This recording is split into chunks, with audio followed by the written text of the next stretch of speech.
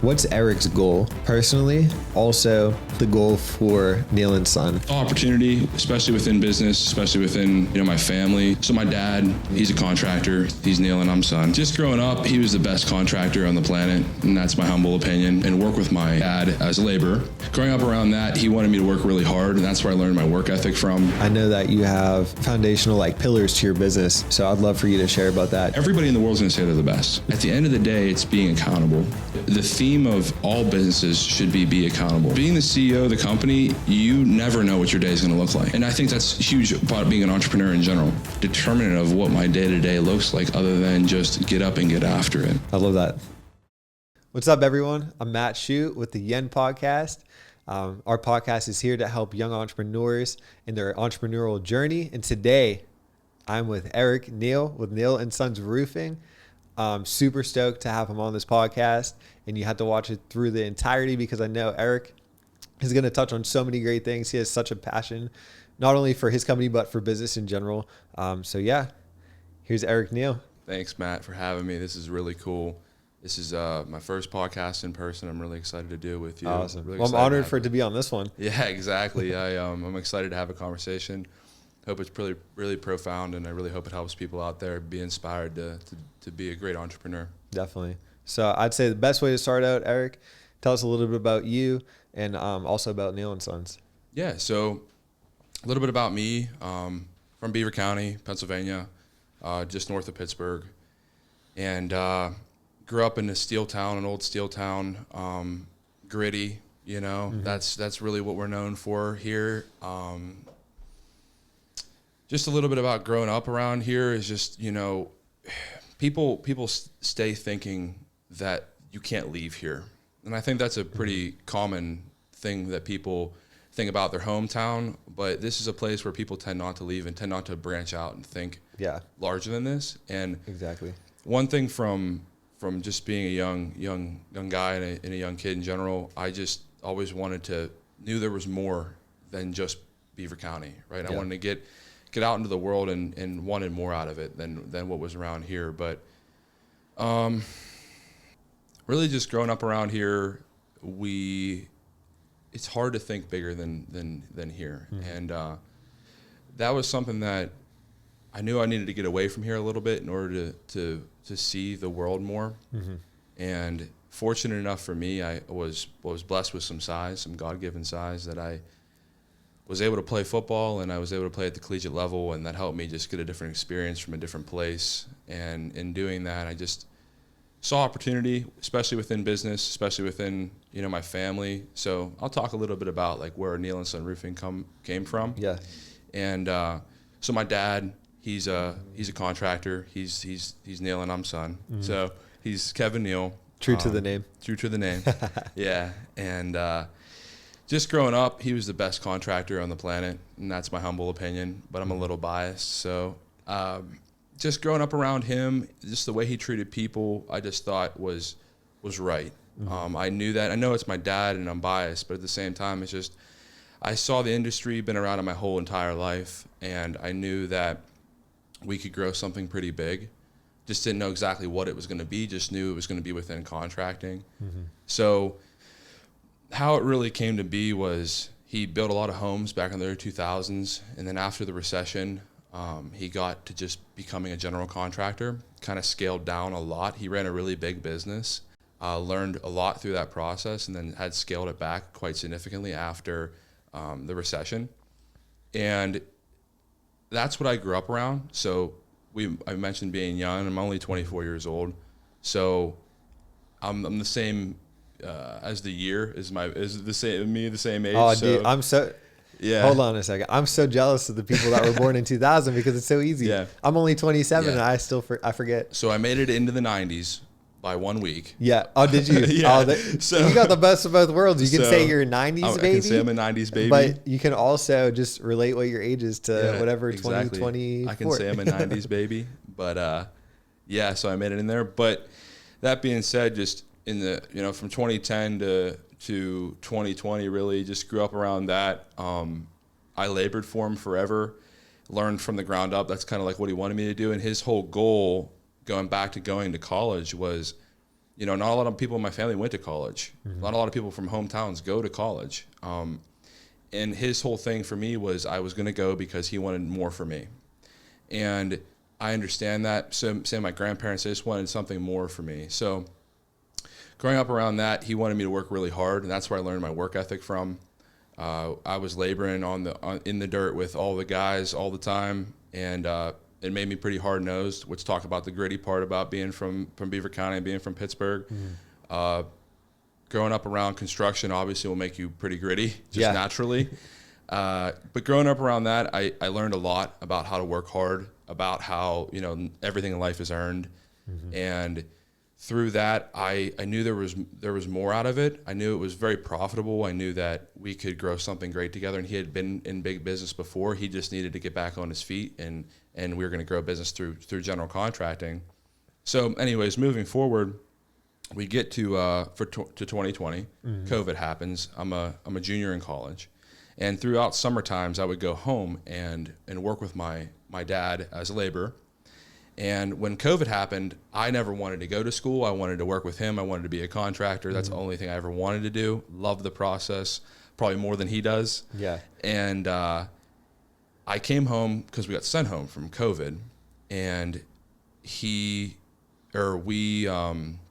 worked together every single day, and I was helping him with the finances and things like that because I had been learning that in my classes. So I was helping him kind of get his books right, get everything straight. And just saw a lot of opportunity working with him. I worked for him for about 7 months straight before I had to go back to football camp. And in that time period, I just saw a lot of opportunities that we could grow. And I really wanted him to get off of the job site because he was so intent on doing everything. And his whole mindset towards it was, I wanted to grow. And I was trying to inspire him to grow, but he's like, I can't do it all. And I always would say, being really naive, I would want to get him to inspire him to do more, but I was like, it's easy. Business is easy. So why don't we just do it? Why don't we just grow? It's so elementary, right? It's so easy. And boy, was I wrong. But looking at it pretty naively actually benefited me. So being young and having an entrepreneurial mindset benefited me in just attacking it without being held back from any previous life failures like a lot of people have when they're trying to get into doing business. So I think that actually plays into a lot of young entrepreneurs. We have to learn. We're going to learn by just jumping in the pool. Yep. So that being said, come home, work, see a lot of opportunities. And in the opportunities I saw that roofing might be an opportunity for us. I thought it was an industry that just needed a lot of help, very behind the times, and thought it was an industry that we could win in. I thought it was an industry that we could dominate. With the way we treated people and the way we approached the customer and the consumer and the homeowner. I just thought it was a way that we could jump into an industry and win. Yep. So that being said, I come back to school. My best friend at the time was my quarterback. His name is Joe Mishler. He's also a grinder from Erie, Pennsylvania. Shout out Erie. And he wanted to start a little digital marketing company. So I thought, let's do a roofing company. And he was very intrigued by it, knew nothing about contracting. And he said, let's do it. So behind my dad's back, we started building websites, building marketing, knowing that marketing was the way in order to grow a company very fast. And we went to my dad and said, hey, Dad, we need some money. He was like, for what? And we explained we're going to do some marketing for you. We're going to get you some calls and make you some money. And he said, okay. So he gave us a little bit of money, and our goal was to get him a couple more jobs, right? Like we just wanted to make a couple extra bucks. We were in college, and then we put the money into marketing, and it just blew up. Blew up. It was crazy. So we blew up the business really fast. Our goal was to do 50 jobs in our first year. We ended up doing over 100. Nice. Before that, he had only ever done maybe 1 a month, 2 a month. And our goal was, I said, we want to do 1 every day. And as we stand here 3 years later, we do 3 every single day. That's awesome. So it's a lot of roofs. Yeah. Yeah, no doubt. That's awesome. So I want to back up to something you said that I feel like it takes a lot of people a long time to realize. And the fact that you're only 24 and figure this out, I feel like is why you've been so successful so fast. You said something along the lines of the way you treat people, correct? So do you know how many roofing companies are in the world?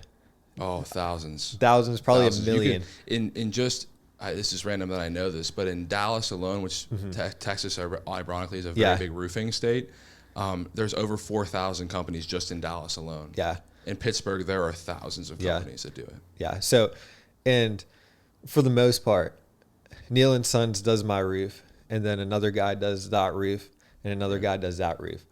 All three roofs are going to pretty much look the same, correct? Sure. So what you're selling isn't necessarily even the roof. You're selling an experience to your customer. Exactly. And that's what a lot of people, entrepreneurs, like, I feel like we don't put enough emphasis on that part of the business. Like, we do web design services. Yeah.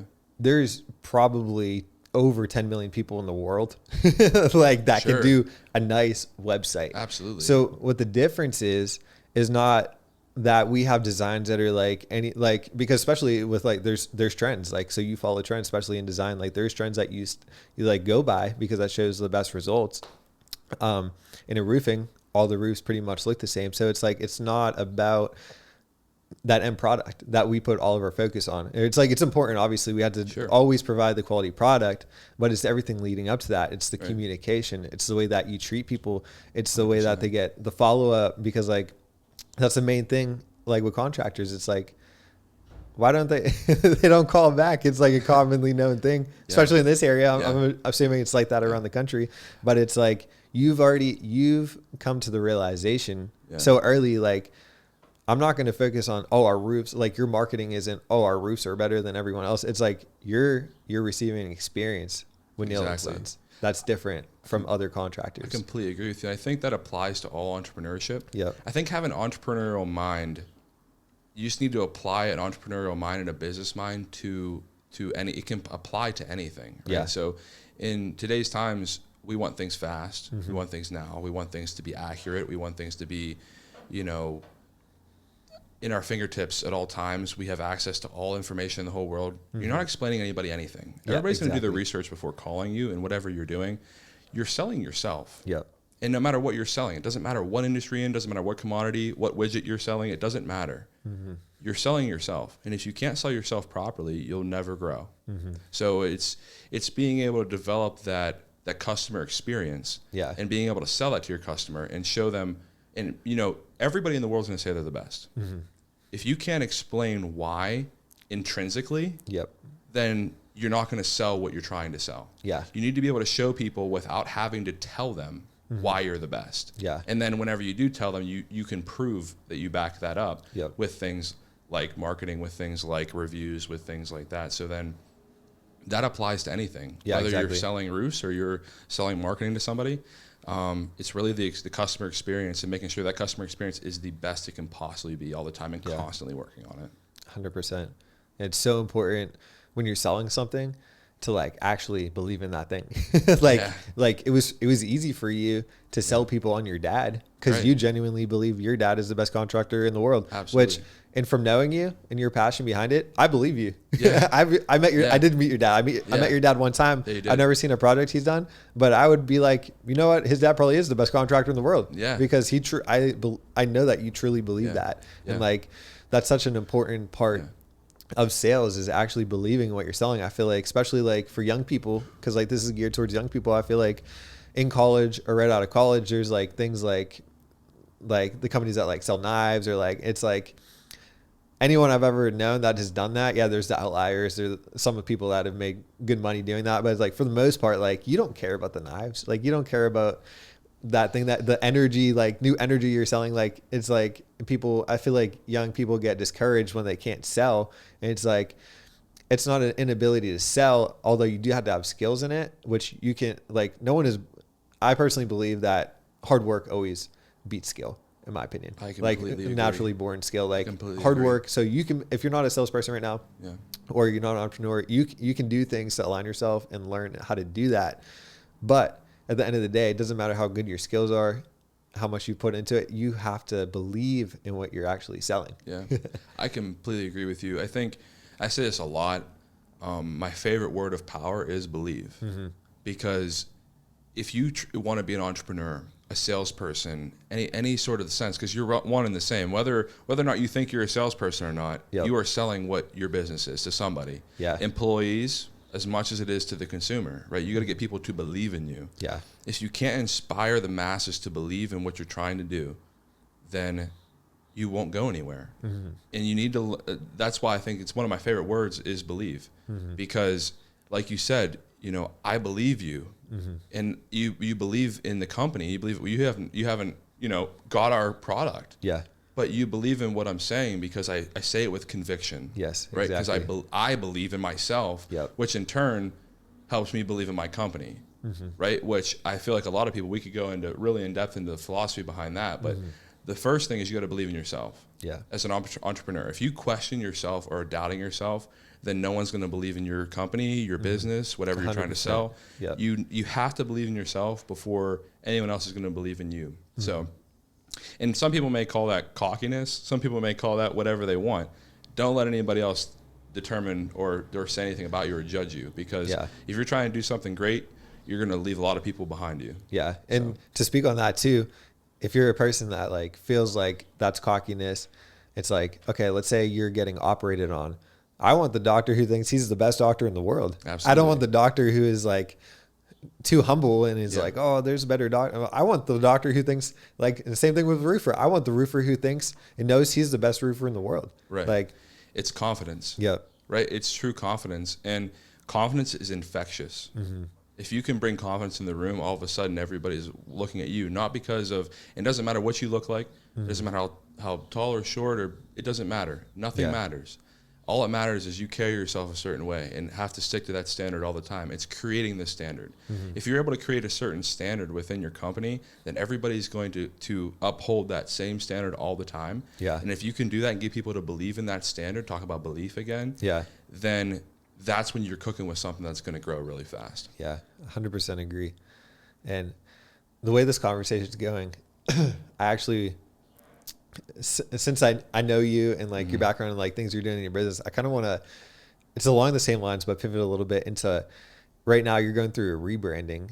Yeah. So I kind of want to touch on that. So the logo you see on Eric's shirt right now, it's going to be a little different.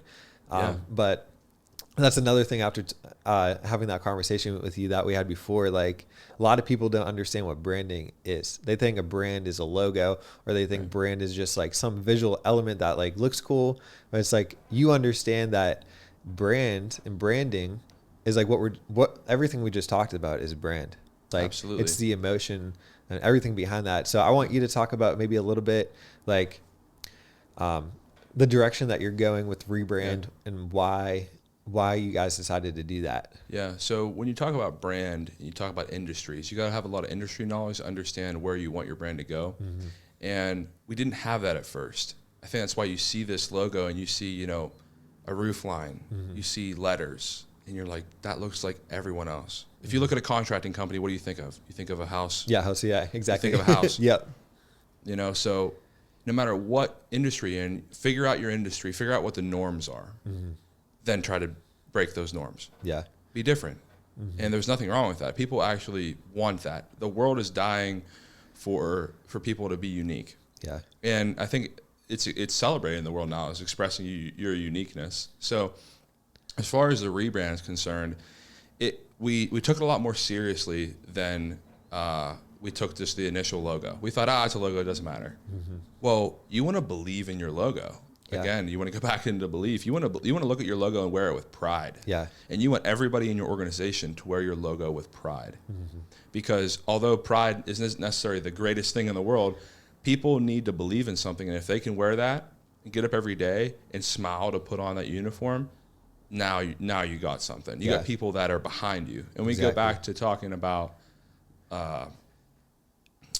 can't do it all yourself. You need people to believe in you in order to grow your business. So your logo is important, and your brand has everything to do with who you are.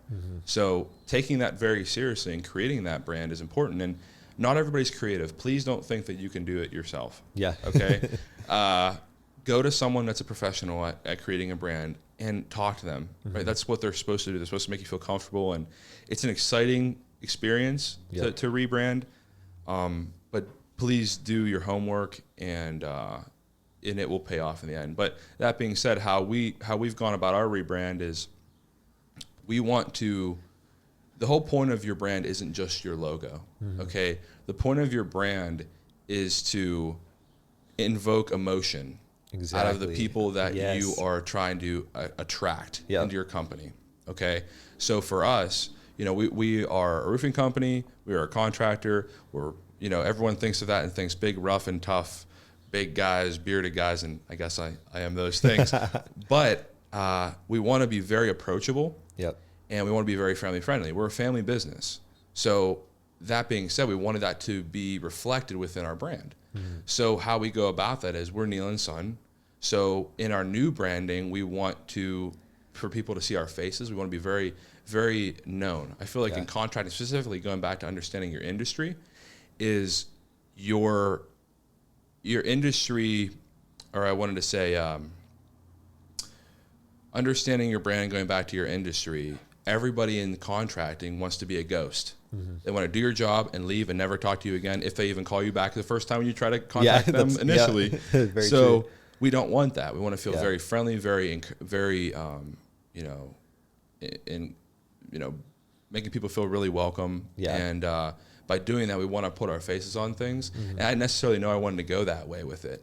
I didn't necessarily know. We ended up going with a cartoon of both of us with hammers. That's awesome. And it's cool. cute and it's cuddly, but it does exactly what we want it to do, which is you see it and you smile. Right? And when you work with us, we want you to smile. We want it to be a positive experience. We want it to feel very family friendly and inclusive. So we went that route with it, and I'm really excited about it because it's going to change a norm in an industry. And that's really when you're thinking about doing your brand, you're thinking about doing a rebrand even, is really take a dive deep into what you want your business to be perceived as. And that has everything to do with how everything is going to look. All of your print, all of your digital is going to reflect that. So you want to wear it with pride, and you want it to again invoke that emotion. I love that because we deal with like a lot of we help companies with branding, things like that, and invoke emotion is the exact words that I always use. I don't know if I've ever said that to you. So for you to say that to me, I love that, and I've never really heard anyone else use invoke emotion together in that sense. So it's super cool that that's what you said. That's awesome. And do you know the origin of branding? The origin of branding, I'm not sure. No. So the first branding was on cattle. So I'm sure you've seen someone get branded brand, Yellowstone. Exactly. Yeah. So branding, they would brand the cattle, and when people would see a brand on a cattle, they would treat that cattle different. They're like, oh, that's owned by Eric. That's I'm not going to take that cattle. I'm not going to mess with that cattle because I know the owner. So that's kind of the origin of branding. And it's thousands of years ago or whenever it was. I don't know what year the first brand was. But even today, that's the whole goal is that's a cool logo. It's that's Neill and Sons. Oh, I know that they're going to do good work. I know what they reflect. That's their visual identity, but I know what's behind that is true. It's really your brand is almost your sense of belonging. You want people to feel like they belong to something. Part of belief is also belonging. So as you grow your brand, you want people that are part of your company to feel like they belong to something more than themselves. That's a human nature thing, is we want to be in a group. We want to be part of a team. We want to be part of an organization. And your brand needs to reflect that in the way you want it to be reflected. It's all about developing community. It's a lot of what we tell our clients is you want to build a community around you. And I feel even to time social media and things like that, it's the goal isn't just to go viral. You know what I mean? It's to actually build a solid foundation and build a community around what you're doing. Because those people will become not only brand ambassadors for your business, but also become friends and a source of they you can only tell so many people about you. You can only Sure. tell so many people about Neill Yeah. and Sons, and it's just another outlet for those people to say, "Hey, these guys are awesome." Yeah. I'll tell you what, Facebook moms are really powerful. Yeah. Oh, yeah. Okay. One of the most powerful Probably creatures one of alive. the most powerful organization and communities Yes. on the planet. 100%. So take advantage of that. If you can get that's free marketing right there. Yep. If you get Facebook moms to believe in you, Yeah. it doesn't matter what you're selling. Everyone's going to buy it. Exactly. Because they are, again, a trustworthy word of mouth. Yep. So I was just saying about belonging and being part of a community. Yeah. As far as social media is concerned, Facebook moms are the way. Yeah. And to piggyback off that, what we were talking about before this. So what you guys didn't see is we basically started the podcast before the cameras were even rolling, just because Eric has so much passion. But he was telling me that his target is actually moms. Yeah. So I want you to dive a little bit into that, because I feel like, especially like, I don't know, someone in a roofing company or a construction worker or contractor is listening to this right now, but like, I feel like the initial thought isn't the mom, but I want to share why. So again, going back to the industry, it's also understanding your demographic. Mm-hmm. So who are you selling to, right? Who's the decision maker at the end of the day? Now, when you're talking about somebody's home, you're talking about something that's the biggest purchase of their life for most people. And when you're talking about colors and you're talking about things like that, you got to go to the decision maker. And I hear it every single day. Most men in a relationship, most masculine partners don't care about the color, don't care about what it looks like. They just want it to function. Yep. Whereas the other party wants it to look great, and it's going to go on their home, which is their baby. Mm-hmm. Okay, so at the end of the day, who's making the decision? The one that looks at it as if it's their baby. Exactly. So who do we want to appeal to? We want to appeal to that demographic more, because we want to feel inclusive and we want to feel friendly, and that they can have that conversation, that we're not going to look at anybody any differently. We're going to treat every single person we talk to the same, mm-hmm. and we're going to bring our values to every person, and your brand is a huge part of that. So even though we look like every other contractor right now, when we rebrand, we're going to look a lot more approachable. So then appealing towards women is definitely one of the things we want to be able to do, because we want people to feel comfortable. Yeah, that's awesome and extremely smart. Thanks. I think Thanks. that is definitely the way to go. So tell me too, so you guys blew up kind of quick. So you're 24, and Yep. when did you officially start doing this? So I was 21 at the time. So 3-year span. Yep. And you guys are doing like 3 roofs a day right now, you said. Yeah, so we're on pace to do about 350 roofs awesome. this year. We are expanding our services. So I mentioned going back to doing one thing and doing that great, and that being roofing. But there's so many people that we built so much rapport with that they want us to do other things. Yeah. Right. And a whole thing is, I'm obsessed with process and structure. Mm-hmm. So I wanted to master one thing before learning the next. Yeah. So that being said, we're now getting into doing other services. We're going to be an exteriors company more so than just roofing. So roofing will be our mainstay forever, but we have some amazing guys that can install more than just roofing. Yeah. So we're going to get into doing siding, soffit fascia, gutters, and windows. Potentially, windows is still on the. We're getting into it. It's going to be a slow thing, but we are really excited about it, because expanding services is great. Yeah. And it's going to obviously help our business grow and help more people get involved. So, and we can also make people's homes completely new and beautiful. So it's pretty cool.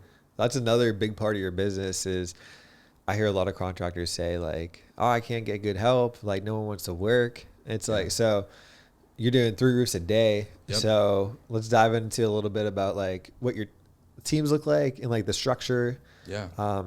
And 2, I don't want to give you too many questions at once. So let's tackle those first. Yeah. So, within the contracting space, roofing space, roofing specifically, we had to dial in on how many people we needed to get something done very quickly. And that's typically between 4 and 6 people on what we designate as a crew. Mm-hmm. A crew, and they can typically get a roof done in one day. You have certain guys doing certain tasks, and it's being very diligent and detailed in what tasks everyone's supposed to perform. In order to get something done that fast, you can't be questioning, right? People can't be just sitting around. You got to be moving quickly.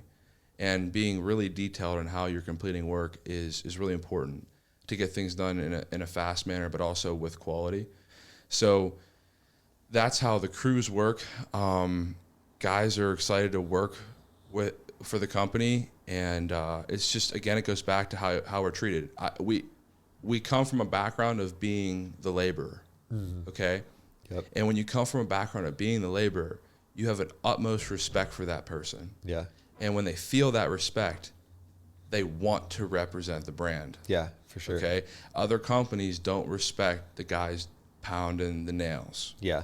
And in our business, that's extremely important. In any business, the production line worker, the blue collar worker, right? No one respects that when they're in a white collar seat. Yeah.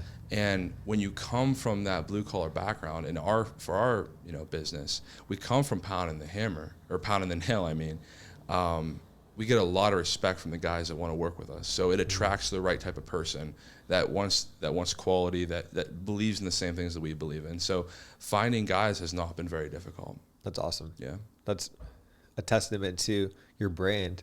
I feel like Exactly. just hearing that. Absolutely. Because I know retention is tough, like high turnover, tough to find guys. So for you not to have trouble finding guys is just another testament and proof that you guys are practicing what you're preaching. Again, it's being approachable. Yeah. If you seem too intense, if you seem too big, or people want to work with family. They want to work with those same values that we want to put into the world, and they're excited about it. It gets them really excited to want to be a part of an organization like that. That's gonna be full of respect. Yeah. And that's all anybody wants, is to be respected. Yeah. And to go in with that mindset too. I mean, let's be real. I've heard you say before, no one wants to buy a roof. Yeah. So like they're already potentially going into the situation like with like, oh my gosh, I can't believe I have to spend all this money on a roof kind of thing. So it's like to go in there with like a smile and like do what you say you're going to do. Like it's the simplest thing. Like just do what you say you're going to do. Yeah. And it goes such a long way because like in the world, even like beyond contracting, like the world we live in today, it's like people's word is like, it's tough. You know what I mean? It's like someone can say they're going to do something. It's like, I don't know if they're really, I hope they do. Yeah, right. It's true. Yeah. And not just really accountability. The world is lacking accountability. Yeah. And from the top to the bottom of every society, really. But as long as you can be accountable within your business, and this goes for any entrepreneurship, I'll talk about it applies to my business, but it also applies to other businesses as well. Do what you say. Do the right thing by people, right? And I know it's hard sometimes. I know people are frustrating, and no matter what you do, and no matter how great and how hard you work, you're not going to make everybody happy, and you have to accept that. And the faster you accept that, the better. But you better be doing everything in your power to make sure that you try to make that person happy. Yeah, exactly. Right? So, sorry, what was your question? I don't even think that was a question. I think I was just kind of going off of what you were saying. Yeah. Basically just talking about how just being a man of your word, basically what it comes down to, just basic principles and like character traits. Yeah. And speaking of character traits, I know that you have foundational like pillars to your business. Yeah. So I'd love for you to share about that too. Yeah. So talk about just the mission. I think one thing in entrepreneurship that is overlooked too is create a mission statement. Because again, you want people to believe. Yeah. Okay. So you got to create a mission and make your mission big. Try to take over the world. Yeah. Why not? Why not try to take over the world in whatever you're trying to do? But our mission is to change the stigma of what a contractor is. Growing up around it, disrespect happens towards contractors. As much as people think contractors disrespect others, it happens both ways. Yeah. And I want to stop that. We want to stop that as a company. And how we're going to do that is by treating people like family, one roof at a time. Yeah. We want people to feel like and get the service that they deserve, and we want to be respected in that process. That's as far as the mission goes. You got to create a great mission that people can believe in, and changing the stigma of contractors is something that people can get behind, because it's a bad thing that needs changed. So that's our mission. And then you got to create great values. Core values is something that every business on a corporate level has, and I think even on a small business level you need core values. And our core values are pretty simple. And I'll just rattle them off to you real quick, and then I'll dive into ones that are extremely important to me. But, we have 5 core values. The first core value being do the right thing. Second core value being do what you say. Third core value is treat people like family. Fourth is be positive. And fifth is no excuses. And out of all those things, they all have a theme, right? Whether it's doing the right thing, doing what you say, no excuses, just being positive or treating people like family. At the end of the day, it's being accountable. Yeah. And that's what the theme of all businesses should be accountable. Mm-hmm. Be the best. Be striving to be the best all the time, and keep yourself in the mindset of there is no such thing as an excuse. Yeah. Because why it's the fifth pillar and value of the organization is because that's how I was raised. That's how our family values are injected into our business. Yeah. And it really comes down to, if you do that in any business, you'll be successful only because you won't let things get in your way. You'll find ways to overcome them, be it with your team, to collaborate together, and you can find a way to figure out a solution. And that's really what No Excuses represents for us. Yeah, I love that. No excuses is such a powerful thing.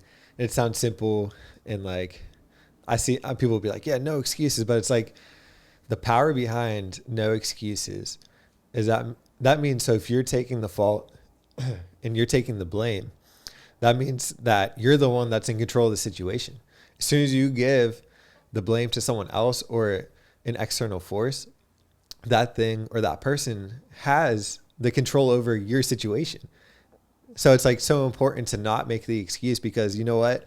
Yeah, maybe it was like you're in roofing, maybe one of your team members did something that messed up the project. You got a client that calls, they're mad.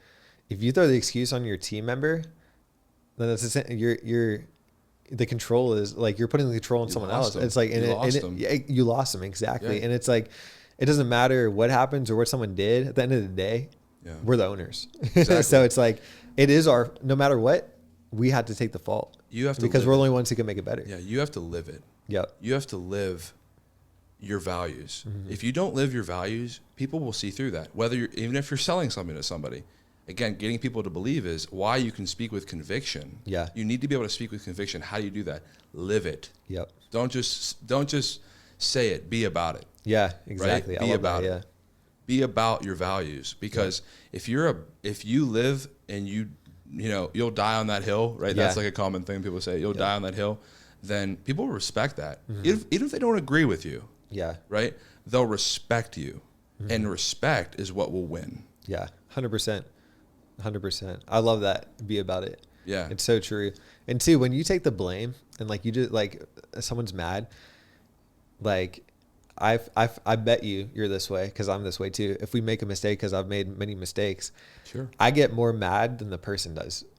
Yeah. And then that kind of, the situation kind of like, they're okay. Like it wasn't like they're like, we're not that mad about it. And it's like, I go above and beyond to like fix that, because I'm actually mad. Like I'm already, our ROI, things like that are out the window. It's like, no, how can I make this better? Right. And like go over and above. Like if I went to a restaurant and there's like a hair through my food or something, that's happened a couple of times, but it's like a refund isn't like good enough in my eyes. It's like, I want more than just a refund, because like, I don't know. Does that make sense? It's like, there's like a level of, I want you to be mad about it too.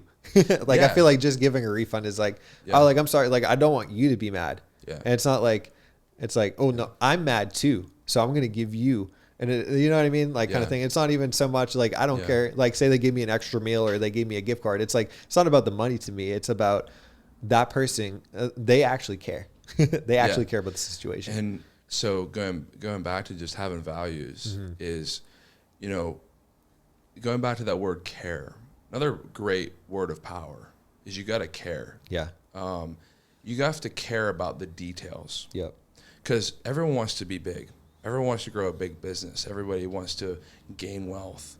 But if you don't care about other people, about treating people properly, about respecting others, if you don't care about those things, you won't go anywhere. Yeah, it's true. You won't go anywhere. Yeah. In business, especially. Now, a lot of businesses cutthroat. You got to think it'd be really cutthroat.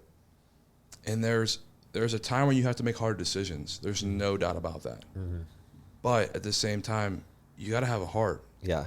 You got to have a heart. And people will recognize that.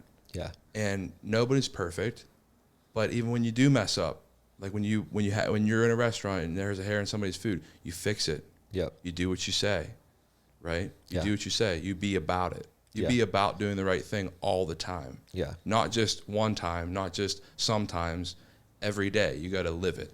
So it's just really important that you do care. You have to care about every single detail because you're the owner. And if you don't care, who's going to? Exactly.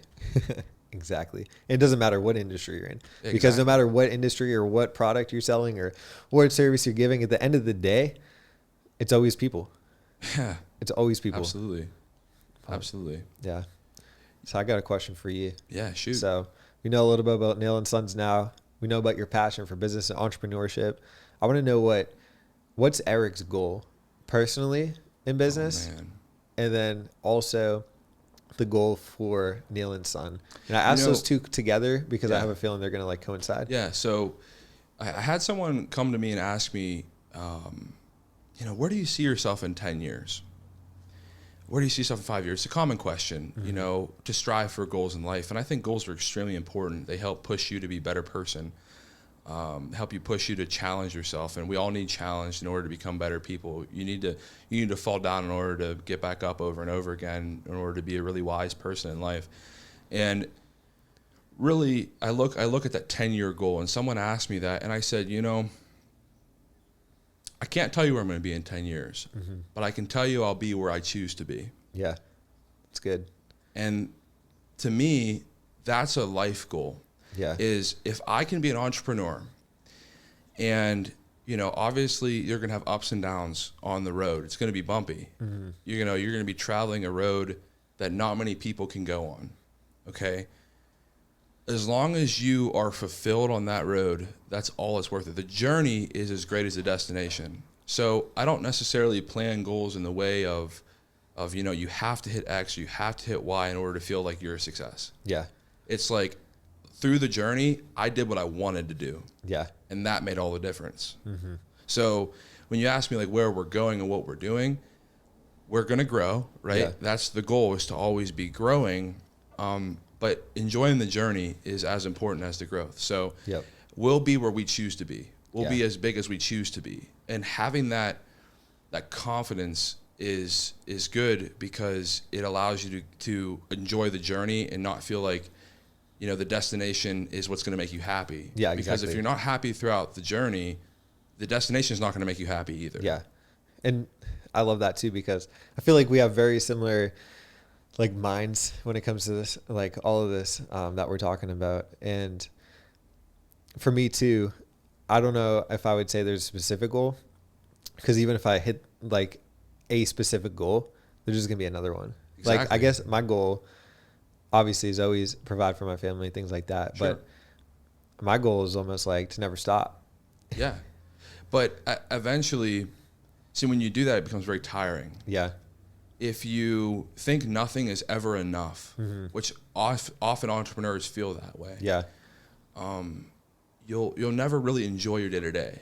You got to be able to walk outside and look at the birds chirping, hear the birds chirping, and watch the leaves blowing in the wind, and enjoy the day, right? Because life's gonna pass you by if you don't look at the small things and stop and smell the roses. That's something that I've really learned over the past 3 years. Is I was very intense about everything, working I to the point where I was so unhealthy with my business that, I didn't even eat because I was so focused and so excited. It's all out of excitement. It wasn't necessarily a bad thing, but exactly. Too much of a good thing is a bad thing. Yeah, 100%. So it was like learning that balance is huge. Yeah. Learning that balance between, wanting more, pushing for more, always striving for more, and also enjoying your life is huge. And that's why you gotta just kind of let life take you, let the business take you, and learn throughout the process and appreciate the process. Not every day is going to be great, but on the days it's not going to be great, you got to be positive. which is also one of the values. Yeah, that's awesome. What's your day-to-day look like? I'm curious. Oh, man. Do you have like a specific, like, I don't know if you call it like, I don't know, morning routines are like trendy right now or whatever, but is there like a certain way that you go about your day? Like, do you start out at, like, you wake up at a certain time, or? Oh man, you got to get up early. Yeah. I think that's hard. I'm a bear in the morning, to be honest. I hate getting up in the morning. That is huge. Yeah. And what that does is it creates discipline. Mm-hmm. Okay. And if you read a book, I highly encourage everybody to read this book. It's called Extreme Ownership. Mm-hmm. And talking about accountability and why that's our core value is because of this book. And in that book, it talks about how discipline equals freedom. And I feel like in entrepreneurship, we're pretty rogue. We tend to want to do what we want to do when we want to do it. Yep. You have to, and the thing is, no one's going to create discipline in your life but you. Mm. You are the discipline in your life. So, but having that discipline will set you free. Yeah. Getting up in the morning allows me to enjoy my life more. It allows me to have more balance. It allows me to have more time to reflect. And I know it's really trendy to like get up and journal and do those things. That's unrealistic. If anybody tells you they do that, they don't. Yeah. Okay? I agree. They may do it for one day. You know, they do a 75-day hard. They don't. Like, let's be real. They don't. But that doesn't mean you can't work on yourself consistently. And creating that discipline is huge. In my day-to-day, as being the CEO of the company, you never know what your day is going to look like. Yeah. And I think that's huge about being an entrepreneur in general, is you have to step in where it's needed to be. And in order to see clearly where you need to step in every single day and what your day is going to look like, you have to be clear-minded. Mm-hmm. So in order to be clear-minded, get up early. Yep. Get up early. It's the best thing I could, of anything, get up early. Yeah. Be up at 6 o'clock. That's a great time. The morning is a very peaceful time where you can clear your head and really be is. it journaling, be it reflecting, doing those things. Do you have to do those things? No. Is it realistic to do those every single day? No. But you can be doing something productive in that time to get yourself moving. As far as my days, they don't end. Yeah. Okay. Here's the thing. You asked me what my day looks. You asked me what my day looks like. As an entrepreneur, your day never ends. Yeah. It never ends. If you want your day to end, go work for somebody. Yep. Because guess what? You're going to punch out that clock and no one's going to bother you till the next day. Yep. Your day never ends. It literally never ends. Weekends, birthdays, holidays, you're always working. And if you want to grow something great, you need to accept that and really internalize that you're never off, ever. Mm-hmm. So now, again, finding that balance is huge. That's why get up, reflect, have that time to yourself, be able to recognize when you need a break and take your break. Yep. Right? Things like that are huge, but there's really no determinant of what my day-to-day looks like other than just get up and get after it. Yeah. I love that. That's like a great, what do you say? Get up and get after it. Get up and get after it.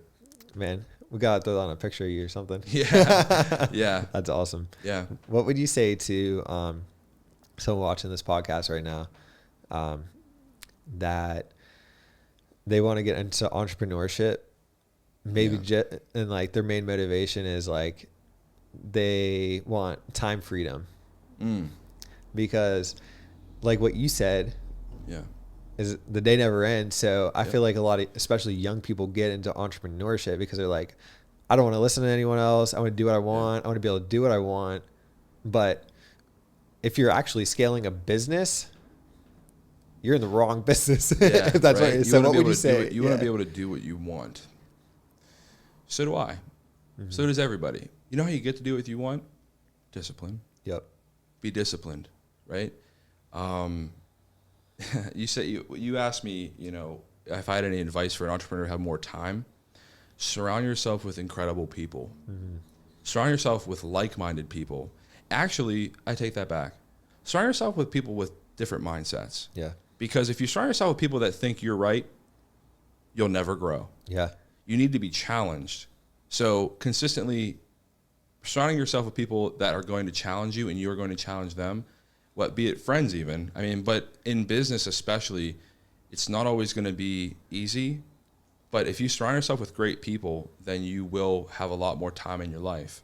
Because if you spread that stress out over more than just yourself, then you will recognize those times when you can take a breather, you can take a break, mental break, go on a vacation, because things are going to get handled without you being there. That's extremely difficult within entrepreneurship. Extremely.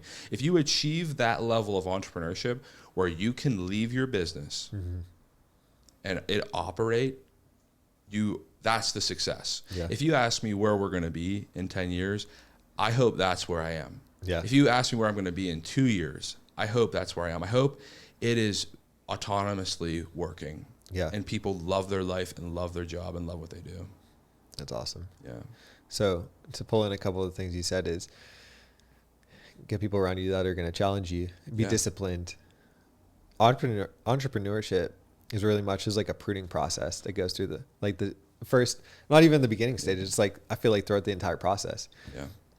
So it's not for the faint of heart. No, it's definitely not for the faint of heart. But again, it's about enjoying the journey. Yeah. Listen, if you're just starting, just know that it doesn't end. Yeah. Okay. So you have to just accept that. Listen, I want freedom in my life. If you want freedom in your life, go do something else. Yeah. Because you're not meant to be an entrepreneur. You'll never have true freedom unless you earn it. Mm-hmm. And everything in life is earned. It goes back to accountability. But you have to earn your freedom. And that comes with time. That comes with putting in paying your dues. Yeah. We're young. Listen, there's a lot of people out there getting up, working 16-hour days. You got to do the same.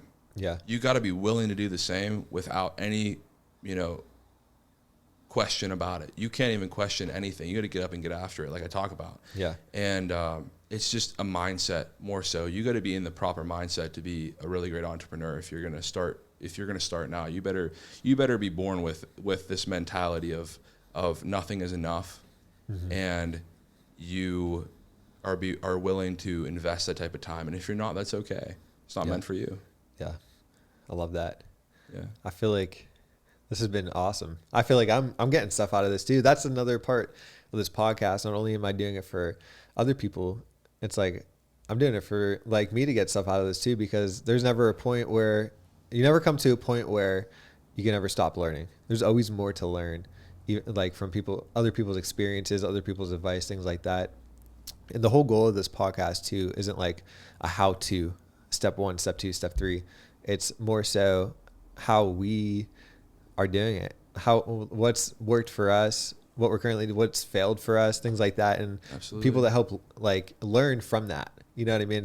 Because everyone, there is no, this is how you get there. I mean, there's basic principles of like, obviously discipline, things like that, but every industry is a little bit different. So there's no exact way to get there, but there's these core foundational things. Like even it boils down to also like being a good person in society. Yeah. Like, I think, real quick, I just wanted to mention in here, if you want to be a good entrepreneur, understand that if you're not good, no one is. Mm-hmm. Okay. And what I mean by that is, I'm a big proponent of mental health. Mm-hmm. Okay. I have a wonderful girlfriend who's very intense and has helped me a lot to make myself feel better all the time. She's incredible. If you're not okay, no one's okay. And if you want people to believe, if you want to grow, if you want to have freedom in your life, you better be okay. Yeah. Because if you sacrifice your mental health for money, you will get nowhere. Mm-hmm. And you think you will, because, you may generate some more revenue because you're putting in some more time and things like that. But if you want to look and dive deep into success, part of success is also, enjoying that ride. In order to enjoy that ride, you got to be okay. Yeah. And for you to lead other people, you not only have to look like you're okay, you have to feel okay. Because again, you got to speak with conviction in order to get people to follow. Yeah, for sure. So yeah, I think that's a overlooked thing in our culture for sure, and definitely has been like more light shed on like mental health, things like that. Because like at the end of the day, if you do get all the money or you get all the fame or whatever you're searching for, if you're miserable, like what's the point? What's the point? We only have one life. Like why sacrifice your mental health, like you said, for money? Exactly. There's no point. And I think the biggest thing is in entrepreneurship, you get to choose. Mm-hmm. There's very few things in life that you get to choose, right? Life isn't fair, but you do get to choose how much stress you take on. Believe it or not, True. you are in control of what you do every single day. So eliminating that stress, spreading that stress out over other people that are bought into what you're doing, that would help significantly in getting more time and things like that. Yeah. So the way I want to end these podcasts is where this is a tough one to ask you because I feel like there's so many things that you've already given for this. Yeah. But I want people to walk away from these podcasts with something applicable that they can get 1% better. Mm-hmm. So if every podcast they listen to, if they could just get 1% better, at some point it's going to be 5%, 10%, 20%, 100%. Mm-hmm. So what is the final bit of advice, actionable step that someone can take today to get 1% better? To get better today, if I had to give you one piece of advice that's going to help you get better today is say thanks. Have some gratitude in your life. Say thanks for the opportunity, right? The opportunity to choose. This is a beautiful country we live in. A lot of people have opinions about it, but we get to get up and choose what we do. And if you want to be an entrepreneur, you want to get 1% better, have some thanks in everything that you do. Be grateful. And if you're grateful, you'll get 1% better today. That was perfect. I 100% agree. And I feel like just that simple, like say thank you, that like tied everything that you just said like into one, like, I don't know, little bite-sized golden nugget. Yeah. But yeah, I love that. So thank you guys for watching this podcast episode. Eric, I want to thank you. It has been a pleasure and honor to have you on this podcast. And this won't be the last time you're on the podcast. Yeah. As long as it's good with you. Yeah, you'll definitely be back. Yeah. Thanks, Matt. Thanks for having me. Yeah. I don't have a lot of social media, so don't necessarily look me up because I like to stay under the radar. So if you need anything, I'd love for anybody to reach out to me. I'd love to talk to anybody. I'm here for everyone in this world if they need someone to talk to. So that's all I got to say. Perfect. Well, thank you guys for watching the very first episode of the Yen podcast. I didn't even say that. Thank you for being on the first episode too, Eric. Thanks, man. I hope you guys enjoyed it. If you enjoyed this, I hope you subscribe, you like it. I highly encourage you to send it to a friend, family, or someone that you know is looking like to get into entrepreneurship or is currently in it, because this community won't grow unless you guys help push it out. So thank you again and have a good one. See you in the next one.